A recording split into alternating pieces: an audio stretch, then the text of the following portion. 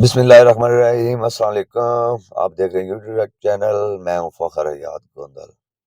بڑی بڑی ڈیولپمنٹس ہو رہی ہیں اور بہت بڑا فیصلہ اسلام آباد ہائی کورٹ سے جسٹس بابر ستار نے بہت بڑا کھڑا کیا ہے۔ ڈی سی اسلام آباد کو ہتھ کڑیاں لگانے کا حکم دیا ہے۔ ڈی سی صاحب جو عدالت کے کہنے کے باوجود بار بار لوگوں کو گرفتار کر رہے تھے، نظر بند کر رہے تھے، ان کو عدالت نے بار بار روکا کہ آپ ایم پی او کے تحت آرڈر جاری نہ کریں، لیکن وہ کچھ ایسی طاقتور شخصیات ان کے پیچھے تھی کہ ان کو عدالت کا بھی خیال نہیں تھا، اور مسلسل وہ گرفتار کر رہے تھے پی ٹی آئی کے ٹاپ کی لیڈرشپ کو۔ اور جسٹس بابر ستار نے ان کے خلاف تو عدالت کا نوٹس ایشو کیا تھا، اس پہ سماعت ہو رہی تھی کافی عرصے سے۔ تو آخری سماعت پہ انہوں نے بتایا کہ میں عمرے پہ جانا چاہ رہا ہوں، ان کے وکیل نے، لیکن عدالت نے انہیں روک دیا تھا اور کہا تھا کہ آپ عمرے پہ جانے سے پہلے ہم آپ کا فیصلہ جو ہے وہ کر دیں گے۔ تو آج اس کی تاریخ رکھی گئی اور فائنل آرگومنٹ تھے آج۔ تو جب عدالت کا ٹائم ہوا تو ان کو عدالت کو بتایا گیا کہ وہ آج نہیں آئے ہیں، وہ اپنی امی جان کے ساتھ عمرے پہ جا رہے ہیں۔ اور عدالت جس پہ برہم ہوئی اور انہوں نے کہا ہم نے تو ان کو اجازت نہیں دی تھی کہ آپ جائیں، ہم نے تو انہیں روکا تھا، انہیں کہا تھا کہ فائنل آرگومنٹ اور آج ہی آپ کا فیصلہ کر دیا جائے گا۔ تو انہوں نے آرڈر دیے ہیں کہ ان کو ہتھ کڑی لگا کے گرفتار کریں اور ان کو پیش کریں۔ اور چیف جسٹس صاحب قاضی فائز عیسیٰ صاحب کو بھی یہ ساری چیزیں اب نظر آنی چاہیے، آنکھیں کھولنی چاہیے ان کی۔ یہ وہ وقت نہیں رہا کہ آپ اندر سے کچھ اور باہر سے کچھ، لوگ سب دیکھ رہے ہیں، سب نظر آ رہا ہے سب کو۔ اور کچھ ڈیولپمنٹس ہوئی ہیں، ایک آزاد ایم این اے جو مسلم لیگ نون میں شامل ہوئے تھے، 2 آزاد ایم پی اے جو علیم خان کے ساتھ شامل ہوئے تھے، اور ان کا پرتقبال استقبال بھی کیا گیا تھا، جس میں ان کا نوٹیفیکیشن نہیں ہو رہا تھا۔ تو ایم این اے نے کہا کہ میں مسلم لیگ نون میں شامل ہو رہا ہوں، تو ان کا نوٹیفیکیشن ہو گیا۔ اور 2 آزاد جو ارکان تھے انہوں نے کہا کہ آئی پی پی میں شامل ہو رہے ہیں، ان کا بھی نوٹیفیکیشن ہو گیا۔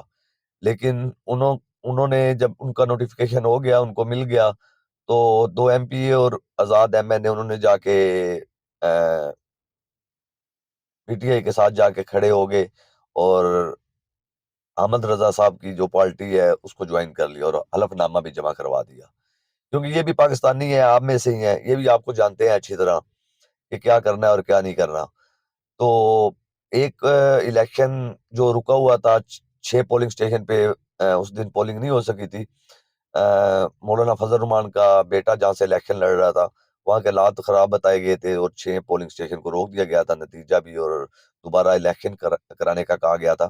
وہاں پہ دوبارہ الیکشن ہوئے اور ایک ووٹ 25 ہزار میں 30 ہزار میں خریدا گیا۔ 25 ہزار میں خریدنے کے باوجود مولانا فضل الرحمان کا بیٹا وہاں سے ہار گیا ہے، تقریباً 1500 کی لیڈ سے وہ بھی سیٹ ہار گئے ہیں اور نوٹیفیکیشن بھی جاری ہو چکا ہے۔ اور دوسرا، عمران خان صاحب نے کہا تھا کہ میں حکومت میں آ کے کوئی انتقام نہیں لوں گا، کوئی انتقامی کارروائی نہیں کروں گا۔ اچھی بات ہے، خان صاحب نہیں کرنی چاہیے، انتقام لینا بھی نہیں چاہیے، معاف کرنے والے کو اللہ بھی معاف کرنے والے کو پہ ہی خوش ہوتا ہے۔ لیکن آپ وہ معاف کر سکتے ہیں جو آپ کے ساتھ ہوا ہے، وہ معاف کر سکتے ہیں جو آپ کی لیڈرشپ کے ساتھ ہوا ہے، وہ معاف نہیں کر سکتے جو پاکستان کے ساتھ ہوا ہے، وہ معاف نہیں کر سکتے جو پاکستانی عوام کے ساتھ ہوا ہے، وہ معاف نہیں کر سکتے جو پاکستان کی بیٹیوں کے ساتھ ہوا ہے، وہ معاف نہیں کر سکتے جو پاکستان کی ماؤں کے ساتھ ہوا ہے، وہ معاف نہیں کر سکتے جو پاکستان کے بزرگوں کے ساتھ ہوا ہے۔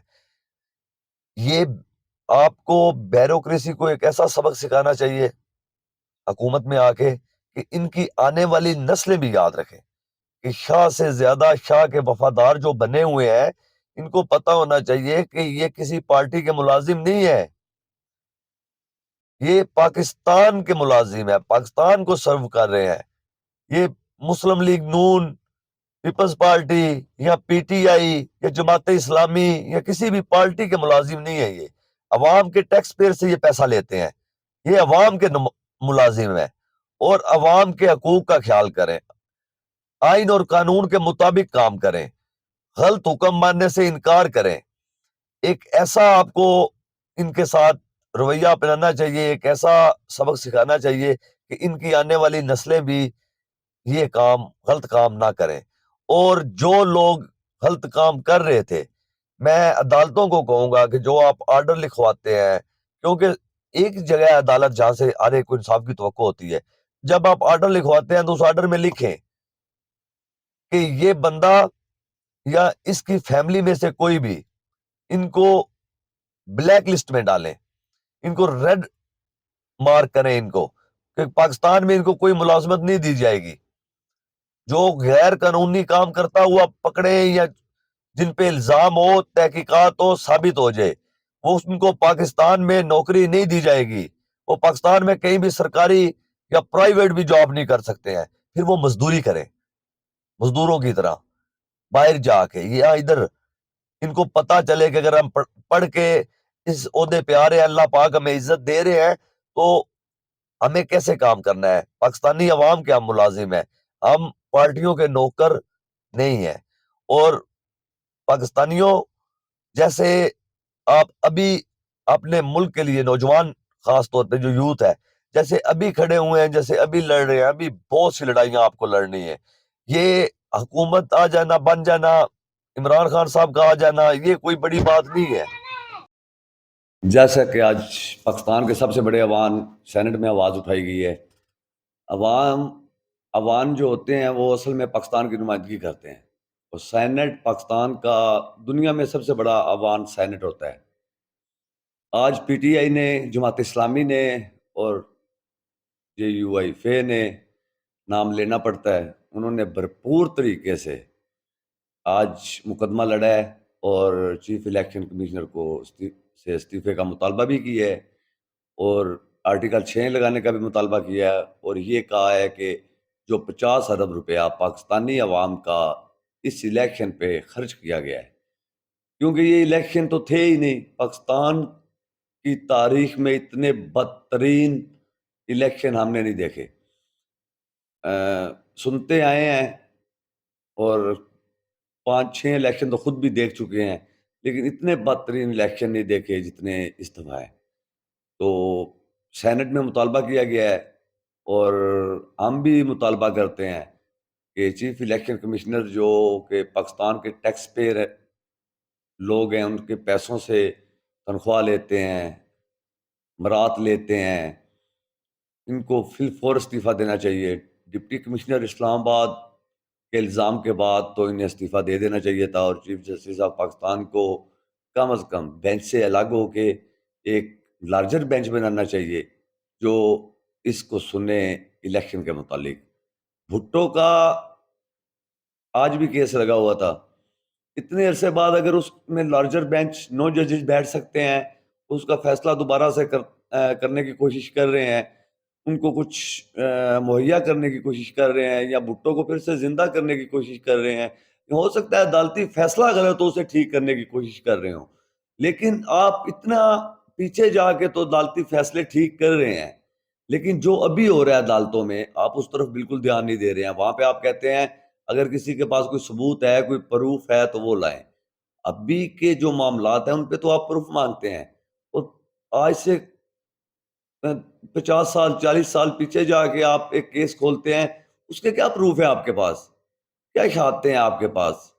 وہ تو لوگ بھی اس دنیا میں نہیں رہے، کچھ لوگ بھی اس میں سے، جن کو آپ ابھی قبروں سے اٹھا کے باہر لانا چاہ رہے ہیں. تو برائے کرم آج انصاف دیں، آپ پہ آج ٹائم ہے، آپ آج چیف جسٹس ہیں، کچھ عرصے بعد آپ نہیں ہوں گے. اسی طرح آپ کے خلاف لارجر بینچ بن کے فیصلے ہو رہے ہوں گے. تو اس لیے ابھی انصاف کریں، ابھی انصاف کا ٹائم ہے. اور پاکستانی قوم سے کہوں گا کہ پاکستانیوں ڈٹے رہو. یہ آپ لوگ ہی ہیں جو سوشل میڈیا پہ ہر جگہ پہ آواز بلند کر رہے ہیں، باہر نکل رہے ہیں، اپنے حقوق مانگ رہے ہیں. تو اس پریشر میں آ کے یہ فیصلے ہو رہے ہیں. اور میں اسلام آباد کے ہائی کورٹ کے جو چیف جسٹس صاحبان ہیں ان کو تو میں سلیوٹ کرتا ہوں، جسٹس بابر ستار اور ان کے ساتھ جو